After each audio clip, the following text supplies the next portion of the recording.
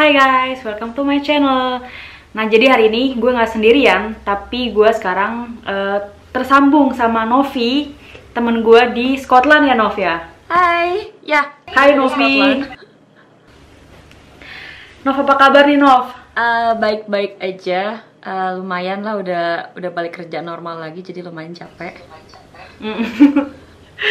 Terus sekarang kegiatannya ngapain aja nih? Nah, ya kerja, karena maksudnya kan gue termasuk key worker juga di sini, jadi udah balik kerja normal. Terus sama lagi preparing buat bisnis, buat seriusin bisnis gitu. Oh, bisnis apa tuh? Coba dong jelasin dong, Novi tuh punya bisnis apa sih di Scotland? Nah, jadi nih ya, maksud dari video ini juga gue pengen share sama kalian tentang berbisnis di Eropa, di luar negeri lah maksudnya gitu. Nah, sekarang coba deh Novi jelasin, bisnis apa sih yang sekarang lagi ditekunin? Bisnis yang lagi ditekunin makanan-makanan Indonesia sih, jadi gue import semua. Ya import ya, oke ya import semua. Gue lagi mikir ini import atau ekspor, takut salah ngomong kan. Import semua dari Indonesia dibawa ke sini gitu, dipopong semua ke sini. Tapi gue juga lagi ada mau kesempatan buat ambil chance buat nggak perlu import karena ada distributor di sini. Barang-barang yang ada distributor di sini bisa diambil. Gue bakal coba ambil dari distributor itu. Tapi gue masih perlahan-perlahan dulu nih gini. Jadi gue pengen lihat perkembangan dari gue nanti udah launching website gue. Itu perkembangannya gimana. Kalau udah cukup oke, gue baru mau berani buat ambil barang itu. Jadi gue masih, maksudnya gue nggak mau yang keluarin modal dari awal tuh jor-joran banget. Tapi kita nggak tahu bisnisnya bakal jalan bagus apa enggak. Betul-betul, jadi mending pelan-pelan tapi kita ibaratnya nggak rugi lah ya kalau kenapa-napa juga gitu ya. Benar, karena kan bisnis bukan, kalau emang lu mau jalanin bisnis kan lu kudu lihat bener-bener mateng banget dari target lu, omset lu bisa sekian apa enggak. Karena ya pengalaman yang sudah-sudah, lu jangan keluarin modal gede-gede dulu dah kalau misalkan belum tahu bisnis lu bakal bagus apa enggak. Iya betul-betul. Jadi lu tuh bisnis ini ya, bisnis jual makanan Indonesia, ya kan kayak Indomie, itu apa tuh? Indomie, sambal pecel, sambal pecel, maici, bacigor, batagor kuah, cuanki, Lapar gua. kerupuk udang, kerupuk bawang, kerupuk mie, apapun lah yang bisa gue jual di sini, gue jual di sini. Lengkap ya? Ya. Kayak warung. Ya. Jadi itu lu jualnya di Instagram nih kalau sekarang nih lewat Instagram. Sebenarnya gue coba bisnis ini tahun kemarin itu gue coba sebenarnya dari Instagram dulu nih ya. Terus gue sebenarnya tahun kemarin itu masih maju mundur nih, mau gue seriusin apa enggak ini bisnis gitu, karena kan ya buat running bisnis baru pasti kan butuh waktu buat kita dapat banyak customer gitu kan. Nah sebenarnya udah mau udahan, ternyata beberapa bulan belakangan ini customer terus nanyain barang baru gitu, stok-stok barang yang lama, kapan ada lagi, dan yang nanya bukan 1, 2 orang, 5 orang gitu. Jadi gue pikir kayaknya ini kesempatan bagus karena gue tahu udah ada marketnya nih sendiri yang mereka tetap tanya barang ke gue gitu. Sekalipun ada toko lain di UK ini gitu. Instagram udah ada, cuma sekarang gue baru mau seriusin dengan website karena pikir gue buka tuh website tapi nggak bisa. Iya, karena masih belum launching, masih go hold. Oh, gitu. Masih go hold. Jadi salah satu alasan gue pakai website kenapa? Karena gue kerjain semuanya sendiri. Gue terus sendiri gitu? Iya, kerjain semua sendiri di sini ya. Gue nggak punya pegawai, secara gue aja masih kerja sama orang lain gitu. Gue kurangin lah kos pengeluaran buat bayar orang lain gitu kan. Mending gue bayar bulanan buat website, karena di website itu kayak pertama kali gue masukin barang nih, misalkan beng-beng, gue masukin stok ada 50. Setiap ada pembelian kan mereka langsung mengurangi stok sendiri gitu. Nggak perlu customer, kalau kita order cuma via chat kan customer akan nanya, ada beng-beng nggak nih gitu, mau sekian ada apa enggak nih gitu ya kan. Jadi gue better mendingan gue pakai website aja, anggap aja itu kayak admin gue sendiri gitu. Jadi gue nggak gitu repot banget, karena kan gue juga masih ada kerjaan lain di rumah yang harus gue kerjain gitu. Iya. Tapi enak ya kalau lewat website gitu ya. Jadi orang beli ya udah nambah 1, ngurangin 1, nanti mereka tuh yang ngatur gitu, pesen apa, ada nggak barangnya gitu. Itu otomatis sendiri. Jadi lu masukin stok 12 misalkan nih, kalau selama itu semua customer udah beli semua 12, nanti yang bakal muncul di stok itu zero. Harganya juga udah ada, jadi nggak yang sis ini berapa sis gitu. Padahal gue mengurangin itu. Maksudnya ya kalau gue benar-benar full time cuma buat usaha, gue masih oke lah, gue masih bisa balesin terus ya. Tapi kan karena gue juga ada kerjaan yang lain dan gue belum bisa tinggalin kerjaan gue kalau gue belum tahu bisnis gue jalannya bagus apa enggak. Lu istilah kata lu bakar kapal kalau lu belum tahu kapal lu bakal bagus apa enggak ke depannya, bunuh diri gitu lah istilah kata. Sekarang gue pengen nanya lagi nih, gimana sih awalnya mau berbisnis online jual makanan-makanan Indonesia di UK itu gimana ceritanya? Honestly, jadi di sini kan ada beberapa yang pertama sebenarnya gue tahu itu cuma satu toko doang. Ada websitenya ya, karena ada website yang makanya gue tahu gitu segala macam. Gue cek harganya. Buat gue sebagai orang Indonesia sendiri, menurut gue itu terlalu agak kemahalan gitu ya. Gue nggak berani beli gitu sebagai gue orang Indonesia sendiri. Terus gue cari peluang lah, kenapa gue nggak import barang dari Indonesia. Gue coba cari tahu pengiriman segala macam. Gue bisa jual harga murah apa enggak nih gitu kan. Selain pikir gue, kalau nggak laku, gue bisa makan sendiri lah, gue nggak rugi-rugi banget gitu. Bener banget. Bisa dimakan sendiri ya. Ya bener dong, gue nggak rugi-rugi banget kan, gitu kan. Satu sisi lagi, pikir gue juga kalau duit ditaruh di bank aja, nggak berbunga di sini. Apalagi zaman corona kayak begini kan, nggak ada bunganya sama sekali. Lu punya duit 50 juta, ya udah tahun depan tetap jadi 50 juta. Jadi pikir gue, kalau bisa dipikir ditambahin tabungan, tambahin profit dikit buat bayar visa lagi tahun depan, karena harus bayar visa, kenapa enggak gitu.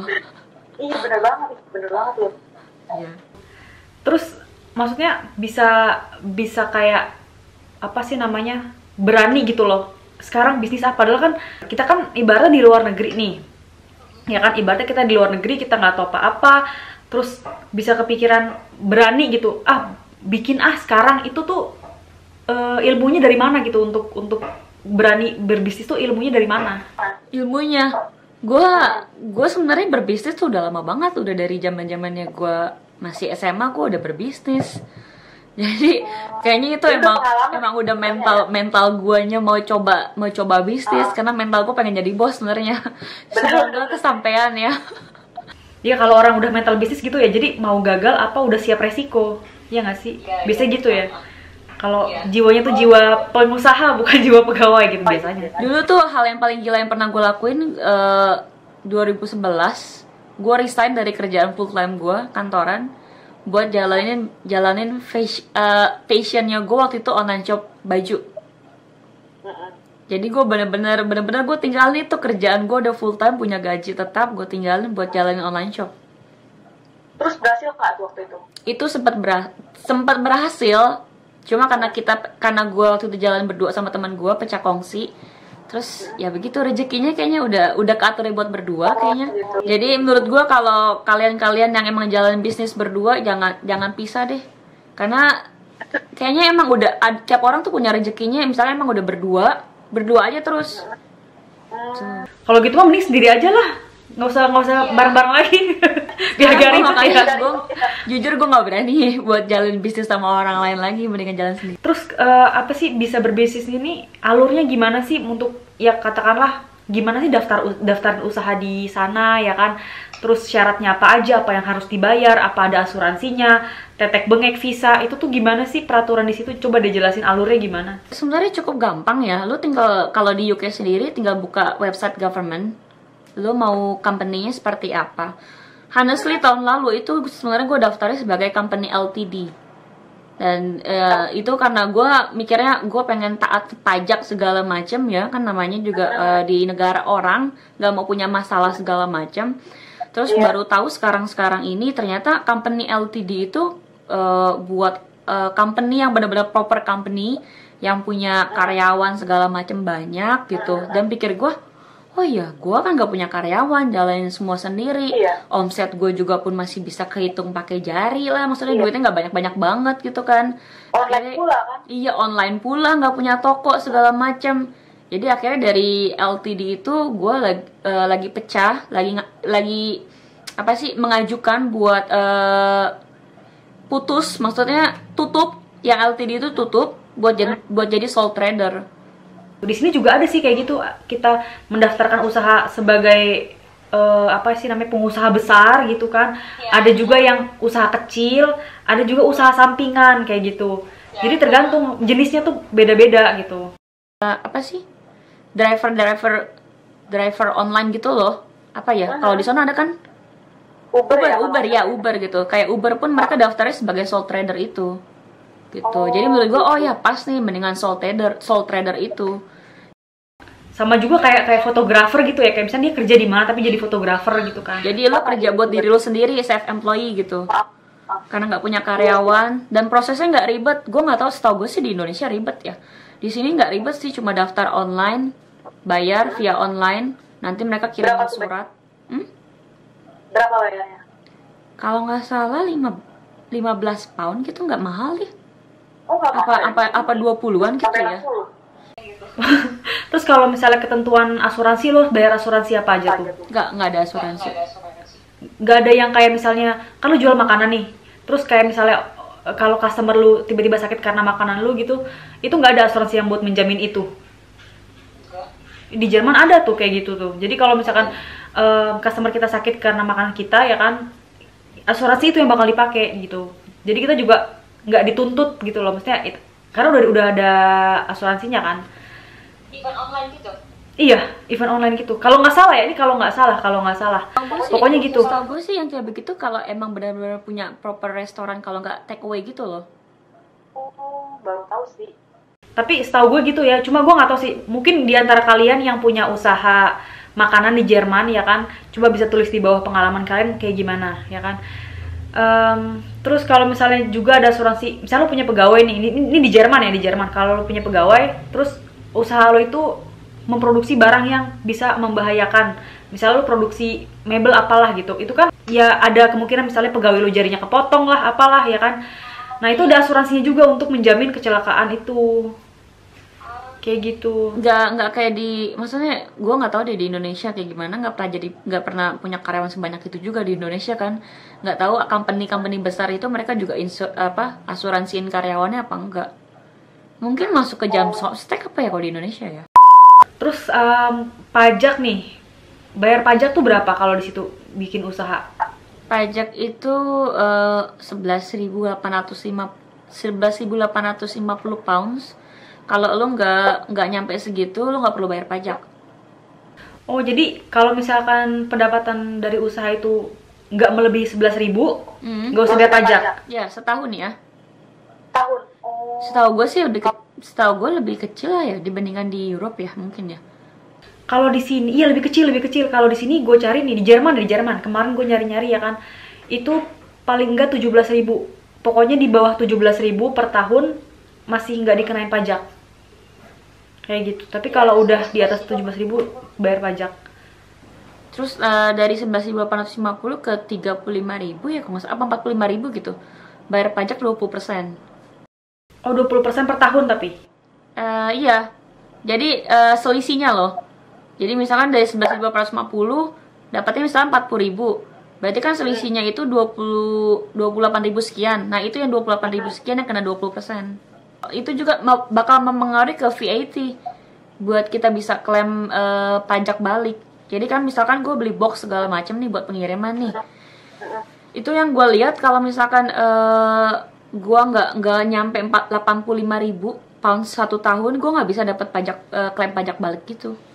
Minimal 85.000 pound satu tahun, gue baru bisa dapat klaim pajak balik dari barang-barang yang gue beli buat usaha ini. Makanya harus hire akuntan pribadi gitu, bayar per bulan berapa buat ngurusin pajaknya segala macem. Tapi enggak lah buat bisnis, aduh. Kalau tahun depan bisa segitu aja gue bakal emes sendiri kali. 85.000 itu tuh hitungannya lebih dari 1,5 M loh. Yang mau gue tanyain, lu dapet barang tuh dari mana? Misalnya gini, lu sekarang katakanlah jual Indomie, jual beng-beng sama kerupuk nih, ya kan?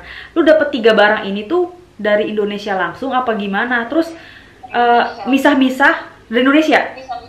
Terus misah-misah, jadi lu jangan ditanya seribet apa, gue ribet banget hidup gue deh pokoknya. Oh, jadi misalkan 3 ini nih, beng-beng, Indomie, kerupuk. lu nggak beli 3 barang ini dari satu supplier dong? Berarti lu dari beda-beda supplier. Apa gimana nih? Ada yang bisa dari satu supplier, gue beli dari satu supplier. Tapi kalau ada yang barang emang nggak ada di supplier itu, ya gue beli di tempat lain. Tuh, jadi total lu berapa kerja sama berapa supplier dari Indonesia nih? Banyak dong. Iya, berarti banyak ya. Pusing. Makanya tuh yang gue pikirin, ini nggak dia dapat barang dari mana nih? Pasti pusing kan? Yang satu dari supplier A, satu dari supplier B. Emangnya di sana nggak ada apa sih distributor atau gimana gitu? Yang tadi gue bilang di awal itu ada distributor yang gue dapet nih. Cuma barangnya nggak semuanya ada. Gue udah nemu satu distributor. Tapi itu barangnya itu, ini distributor yang sama supply ke Chinese shop loh, ke Asian market. Ya, jadi tuh gue udah senang banget, gue udah dapet ini nih ya, gue dapet kontaknya, gue udah tahu minimum ordernya berapa. Terus tapi barangnya kan nggak lengkap, nggak semuanya ada di dia. Jadi kan mau nggak mau gue tetap harus cari barang yang lain dong. Namanya sebagai toko kan gue nggak mungkin gue cuma jual 1-2 barang, 50 barang doang, kosong banget toko gue gitu. Iya, harus banyak ya, iya, namanya juga toko. Terus pengiriman itu ongkirnya berapa lu yang tanggung dong semuanya kan? Berarti ongkirnya? Dari Indonesia? Iya, dari Indonesia gue total semua. Harga barang berapa, harga barang, ongkos kirim dari barang ke ekspedisinya berapa, dari ekspedisi ke sini berapa, terus ongkos juga buat orang di Indonesia ngebungkusin segala macam, gue kudu bayar jasanya juga dong. Gue hitung semua tuh, gue totalin, terus gue bagi per barang, per satu kali kirim itu gue bisa berapa ribu barang misalkan. Gue jadi tahu nih, oke, costnya gue kena segini. Nanti gue tinggal hitung di sini. Pas pajak segala macam, gue bisa jual berapa, dapat untung berapa. Gak banyak lah, udah kayak warung di Indonesia aja, untungnya banyak. Tapi misalnya gini, si orang yang supplier ini yang ngirim ke lu, dia di Indonesianya tuh pas ngirim dia kena pajak nggak? Oh enggak, barang. Indonesia mah bisa lari dari pajak.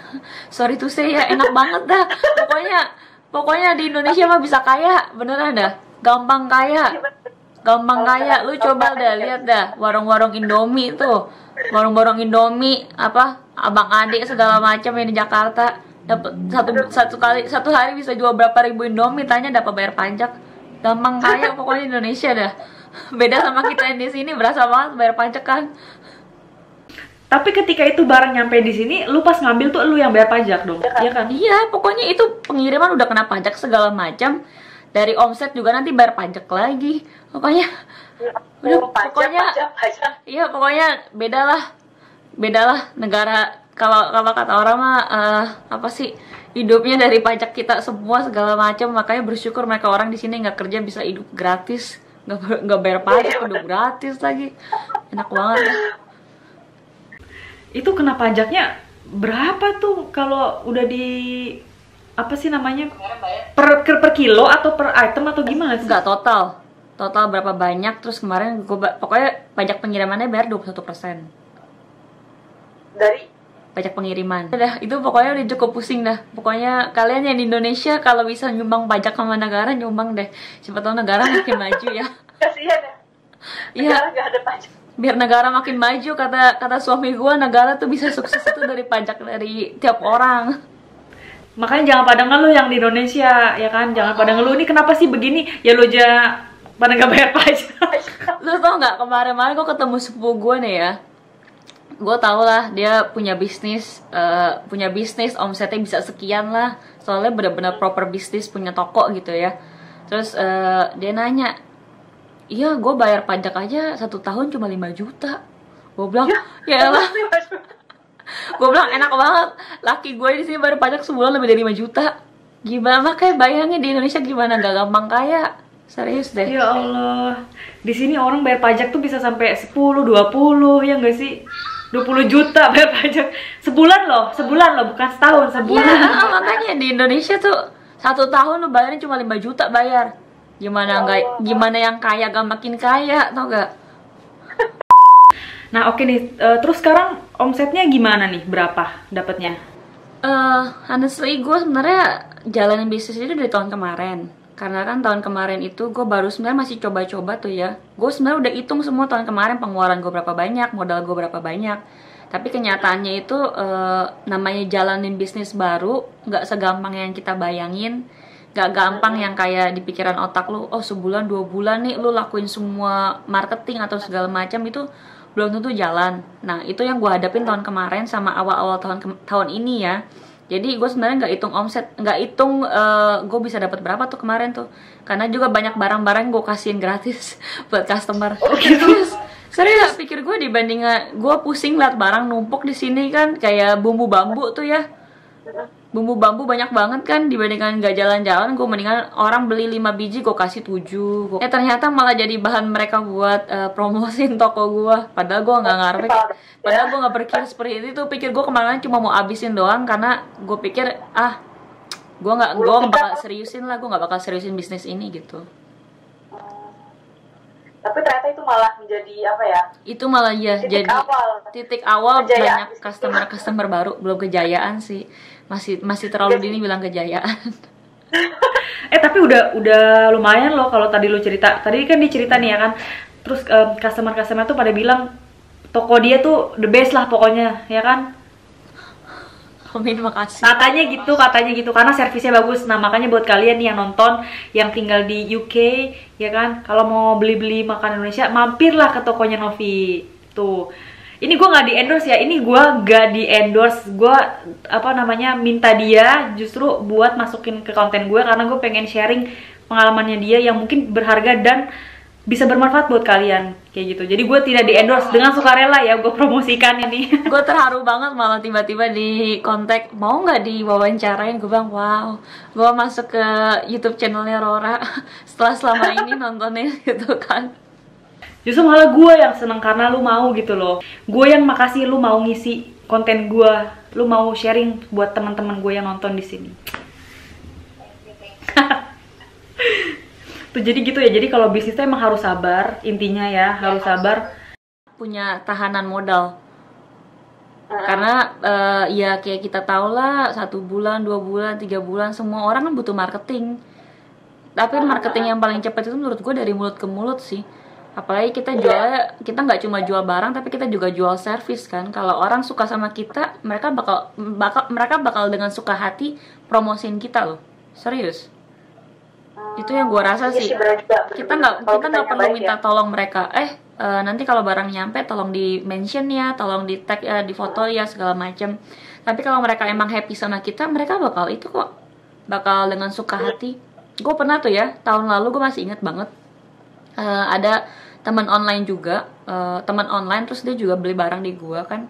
Terus dia nanya jual cabe apa enggak. Gue bilang gue nggak jual cabe, tapi gue mau ke toko Asia nih, apa lu mau titip cabai sekalian? Gue bantuin beli cabai lo, tapi gue nggak charge dia harga cabai, ngambil untung gitu. Pikir gue karena dia juga ada belanja di gue kan, biar sekalian aja gue bawain, karena gue juga mau ke toko Asia gitu. Emangnya dia sendiri nggak ada toko Asia yang deket rumah dia yang bisa beli cabai? Kalau nggak salah sih dia bilang nggak ada. Tapi gue dengan suka hati lah, maksud gue juga teman online kan, kalau gue bisa bantu sekalian kenapa enggak? Jadi memang dari servis ya, terutama ya kalau yang namanya buka bisnis tuh harus sabar dari servis. Udah gitu yang tadi lu bilang juga jangan jadiin itu kayak sebagai tumpuan utama lah gitu. Lu juga harus punya pemasukan tetap, tapi lu juga merintis bisnis. Jadi jangan gue tinggalin sekarang semuanya terus gue bangun bisnis, karena kadang untung-untungan juga, ada yang emang laku, ada yang enggak gitu. Faktor hoki juga ya nggak sih? Kadang bener juga, karena dulu waktu gue yang keluar dari pekerjaan tetap gue tuh 2011, gue cuma butuh 2 bulan sampai bisnis gue jalan bagus banget. Tapi buat sekarang ini namanya bisnis ya nggak cepat, apalagi kita di negara orang ya, bukan di Indonesia sendiri ya.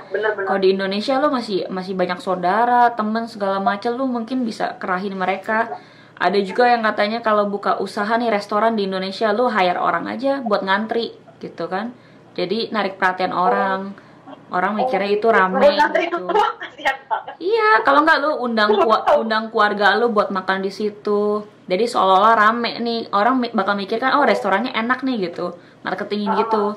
Tapi kalau kita sebagai pendatang di negara orang, bangun bisnis itu nggak gampang. Apalagi Bisa kehitung kan orang Indonesia di kota udah berapa banyak gitu kan. Iya. Kalau sekarang sih nih, kalau sekarang ya yang di Jerman sendiri ya, yang mulai menjamur itu bisnis makanan. Jadi online pada bikin Instagram, jualan makanan itu lagi menjamur sekarang. Kalau kayak gitu. Cuma gue nggak tahu itu resmi atau enggak. Ada yang resmi, ada yang enggak. Itu orang lokal atau Orang Indonesia. Oh, banyak juga nih. Banyak. Ada grup Facebook yang buat. Tapi bukan makanan kayak lu gitu, yang bukan toko kayak lu. Dia cuma jual makanan, misalnya kayak bakso nih, atau enggak apa misalnya kayak lumpia kayak Mbak Maya gitu kan. Hai Mbak Maya, nih gue promosiin ya buat kalian yang di Jerman yang mau beli lumpia, coba beli lumpianya Mbak Maya Drabon. Itu ada Instagramnya My Lumpia tuh. ngomongin makanan itu juga gue kepikiran. Jadi sambil gue nanti launching website gue bakal ada section buat homemade. Nah itu gue ada jual bakso, ada jual siomay nanti di situ.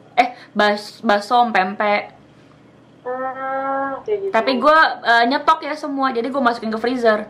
Nah nih satu lagi nih, kira-kira tipsnya apa nih buat orang Indonesia yang mau berbisnis di negara orang?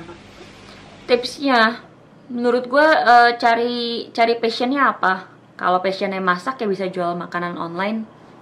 Itu kayaknya banyak juga ya. Ada juga temen gue, kenalan gue jual makanan online. Kayaknya sepertinya untungnya omsetnya lumayan lah ya dibandingkan kita diem aja di rumah. Kalau misalkan ada waktu nih ya, kayak Mbak Maya itu kan lumayan kan nyalurin hobi juga ya. Tapi kalau emang ada yang hobinya fashion, ya coba cari peluang buat fashion itu. Misalkan kalian mau jahit sendiri kah? Kalau emang kalian bisa ngejahit, apa kalian mau bawa dari Indonesia? Cari tahu shippingnya kayak gimana, prosesnya kayak gimana. Oke Novi, makasih banget ya sharingnya hari ini. Pokoknya semoga usahanya lancar ke depannya. Semoga sukses terus. Pokoknya buat kalian yang nonton, yang tinggal di UK, mau beli makanan Indonesia, jajanan Indonesia, tuh mampir-mampir ke tokonya Novi. Nanti Instagramnya gue kasih ya di bawah. Pembelian bisa langsung ke website ya. Tuh, pembelian bisa langsung ke website, benar banget tuh. Makanya buat kalian tuh silakan yang tinggal di UK, belanjalah di tokonya Novi. Makasih banget ya hari ini udah mau sharing-sharing. Sukses terus ya. Dan buat kalian, makasih banget udah nonton. Semoga video ini bermanfaat buat kalian. Dan sampai ketemu di video gue selanjutnya. Ciao, dan Novi.